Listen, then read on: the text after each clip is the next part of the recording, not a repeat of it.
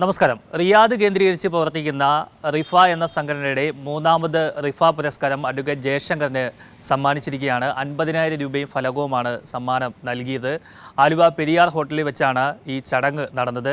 ഏറെ വിവാദമായ ഒരു പുരസ്കാര ചടങ്ങായിരുന്നു ഈ മൂന്നാമത് റിഫ പുരസ്കാരം.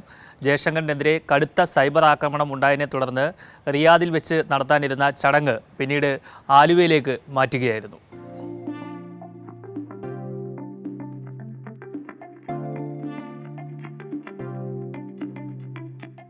കഴിഞ്ഞ ഓഗസ്റ്റിലാണ് രാഷ്ട്രീയ നിരീക്ഷകൻ അഡ്വക്കേറ്റ് ജയശങ്കറിന് Riyadh Indian friendship association RIFA പുരസ്കാരം പ്രഖ്യാപിച്ചത്.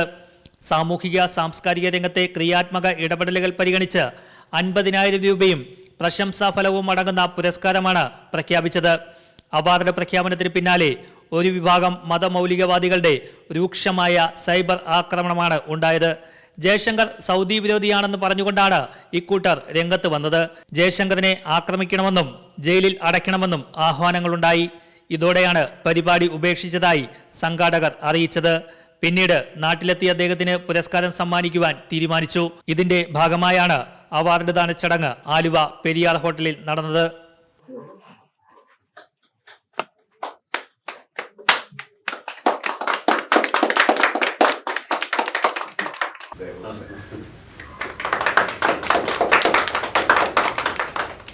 റിയാദിൽ വെച്ച് എന്തുകൊണ്ടാണ് ചടങ്ങ് നടത്താൻ കഴിയാതിരുന്നതെന്ന് റിഫയുടെ പ്രസിഡന്റ് നിബു വർഗീസ് വ്യക്തമാക്കി. എന്തുകൊണ്ട് ഇത് വിഡ്രോ ചെയ്തു എന്ന് ചോദിച്ചാൽ, നമ്മൾ എക്സിക്യൂട്ടീവ് അംഗങ്ങൾ ഓരോരുത്തരും പേഴ്സണലി ഫോൺ ചെയ്തിട്ട് അവരുടെ ഫീലിങ്സ് പറയുകയാണ്. കാരണം എല്ലാവരും എനിക്ക് ഇത്ര രൂപയുടെ കടമുണ്ട്, എനിക്ക് ജോലി നഷ്ടപ്പെടുവോ, എന്നെ ബുദ്ധിമുട്ടിലാക്കുവോ, പിടിച്ചോണ്ട് പോവോ. കാരണം ഇവിടെ ഇരിക്കുന്നവർക്ക് അറിയാം, ഒരു കള്ളക്കേസിന്റെ പേരിൽ എത്ര പേര് അവിടുന്ന് നാട്ടിലേക്ക് പാക്കപ്പ് ആയി എന്നുള്ളത് നമ്മൾ കണ്ടിട്ടുണ്ട്. ഫാമിലി ആയിട്ടുള്ള ആളുകൾ നിസാരമായി പോലീസിന് എങ്ങനെ കൊടുക്കുന്നു, ആ ഇരിക്കുന്ന ചെറിയ ചുമതലകളിൽ ഇരിക്കുന്ന ആളുകൾ വിചാരിച്ചാൽ പോലും ഇവരെ പാക്കപ്പ് ചെയ്യാനുള്ള കാര്യങ്ങൾ ചെയ്യാൻ പറ്റും. കാരണം കേസ് ബിൽഡ് ചെയ്യുന്ന അങ്ങനെയാണ്. നമ്മൾ ചെയ്തതൊന്നും അല്ല കേസായിട്ട് വരിക. അപ്പൊ ഇത് ഒരു പൊളിറ്റിക്കൽ എതിർപ്പ്, ഒരു മുസ്ലിം ലീഗിന്റെ ഒരു പരിപാടി നടക്കുന്നു, കോൺഗ്രസിന്, ആ എതിർപ്പല്ല ഇതിന്റെ ഗ്രാവിറ്റി. ഇതിന്റെ ഗ്രാവിറ്റി വളരെ വലുതാണ്.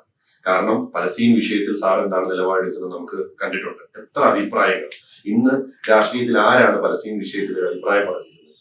CPM തന്നെ പറഞ്ഞിട്ടുണ്ടോ? കോൺഗ്രസ് പറഞ്ഞിട്ടുണ്ടോ? BJP പറഞ്ഞിട്ടുണ്ടോ? BJP നേരെ ഒരു അഭിപ്രായം പറഞ്ഞിട്ടുണ്ടോ? അവർക്ക് കഴിയില്ല. ഇപ്പം പ്രിയങ്ക ഗാന്ധി എങ്ങനെയാണ് പാർലമെന്റിലേക്ക് പോയത് നമ്മൾ കണ്ടു. അപ്പൊ ഇത്തരം വിഷയങ്ങളെ നിരന്തരം വിമർശിക്കുന്ന ആളാണ് അഡ്വക്കേറ്റ് ജയശങ്കർ. അപ്പൊ അങ്ങനെ ഒരാളെ അവർക്ക് അഫോർഡ് ചെയ്യാൻ കഴിയില്ല. നിങ്ങൾക്ക് ഒരുപക്ഷെ സാജൻ സെക്രട്ടറിയെ കൊണ്ടുവന്നാൽ പോലും ഒരുപക്ഷെ സഹിച്ചേക്കും. കാരണം അത്രയും ഗ്രാവിറ്റിയാണ് അതിന് കൂടുതൽ. അപ്പൊ അതിന്റെ ഒരു പ്രഷർ വളരെ വലുതാണ്. ഒരു പരിധി വരെ നമ്മളെയൊക്കെ നന്നായി റിയാദ് സമൂഹത്തിൽ അറിയുന്നുണ്ട്. ഈ എതിർക്കുന്ന എല്ലാവർക്കും വ്യക്തിപരമായി നമ്മളെ അറിയുന്നത് കൊണ്ട് ആ റിയാദ് സമൂഹത്തിൽ നിന്ന് വന്ന എതിർപ്പ് താരതമ്യേന മാനേജബിൾ ആയിരുന്നു. കാരണം നമ്മളെ ഇപ്പോഴേ പ്രതിസ്ഥാനത്താക്കണ്ട, അല്ലെങ്കിൽ അവരുടെ ഒരു റിഫയുടെ ഒരു നയം തന്നെ അങ്ങനെയാണല്ലോ, അതുകൊണ്ട് അങ്ങനെ അതിനെ തള്ളിക്കളയാമെന്നൊക്കെ റിയാദ് പൊതുസമൂഹം വിചാരിച്ചു. പക്ഷേ ദുബൈയിലും ബഹ്റിനിലും കുവൈറ്റിലും പിന്നെ ഈ നാട്ടിലും ഒക്കെ ഉള്ളവർക്ക് അവർക്കത് തീർത്തും നമ്മൾ വ്യക്തികളെ അറിയില്ല. അവർക്ക് ജയശങ്കർ സൗദി വരുന്നു, അദ്ദേഹത്തിന് കിട്ടുന്ന മാന്യത, അദ്ദേഹത്തിനെ അങ്ങനെ മാനിക്കേണ്ട ആളല്ല എന്ന തീരുമാനത്തിൽ അവര് കടുത്ത ആക്രമണം അഴിച്ചു വിടുകയും. അപ്പൊ എന്തായാലും ഇങ്ങനെ ഒരു സാഹചര്യത്തിലാണ് നമുക്കത് വിഡ്രോ ചെയ്യേണ്ടത്. യഥാർത്ഥമായുള്ള കാരണം ഇതാണ്.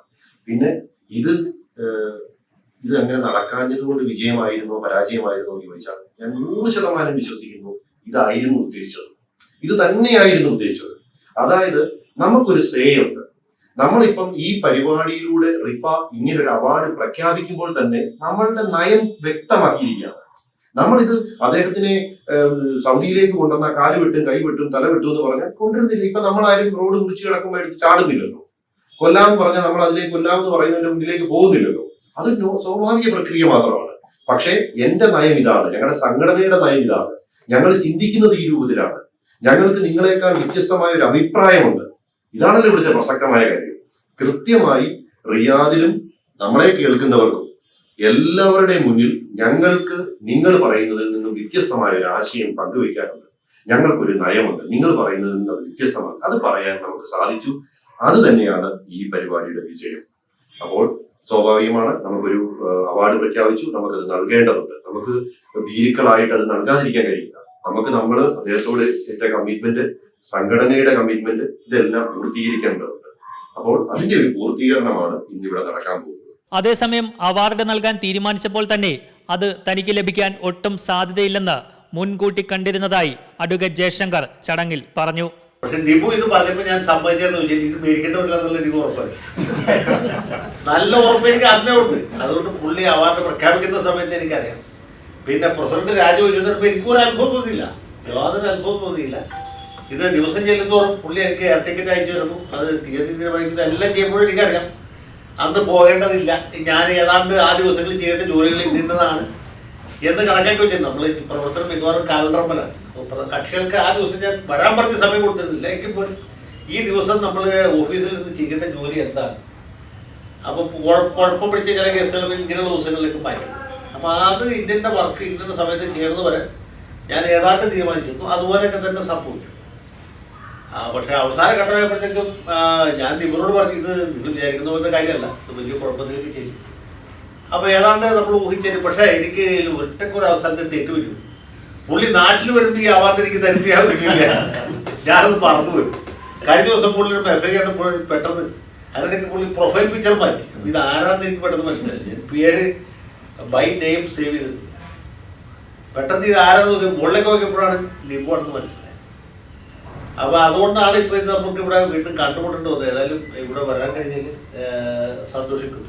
26 വർഷമായി സൗദി അറേബ്യയുടെ തലസ്ഥാന നഗരിയായ റിയാദിൽ പ്രവർത്തിക്കുന്ന സംഘടനയാണ് റിയാദ് ഇന്ത്യൻ ഫ്രണ്ട്ഷിപ്പ് അസോസിയേഷൻ. റിഫയുടെ സാമൂഹിക സാംസ്കാരിക പ്രതിബദ്ധതയുടെ തുടർച്ചയായാണ് അഡ്വക്കേറ്റ് ജയശങ്കറിന് പുരസ്കാരം നൽകി ആദരിച്ചത്. പരിസ്ഥിതി പ്രവർത്തകൻ അഡ്വക്കേറ്റ് ഹരീഷ് വാസുദേവ്, സാമൂഹിക നിരീക്ഷകൻ MN കാരശ്ശേരി എന്നിവർക്ക് റിഫ നേരത്തെ പുരസ്കാരം സമ്മാനിച്ചിട്ടുണ്ട്. അഭിപ്രായ സ്വാതന്ത്ര്യത്തിന് പുല്ലുവില കൊടുക്കുന്ന ഒരു വിഭാഗം ആളുകൾ ഇപ്പോഴും മലയാളി സമൂഹത്തിലുണ്ട്. അത്തരക്കാർ അസഹിഷ്ണുതയോടെ പെരുമാറുന്നതിൻ്റെ നേർചിത്രം കൂടിയായിരുന്നു ഈ സൈബർ ആക്രമണം. കൊച്ചിയിൽ നിന്നും രഞ്ജിത്ത് എസ് പിള്ളയ്ക്കൊപ്പം R. പിയൂഷ്, മറുനാട് TV.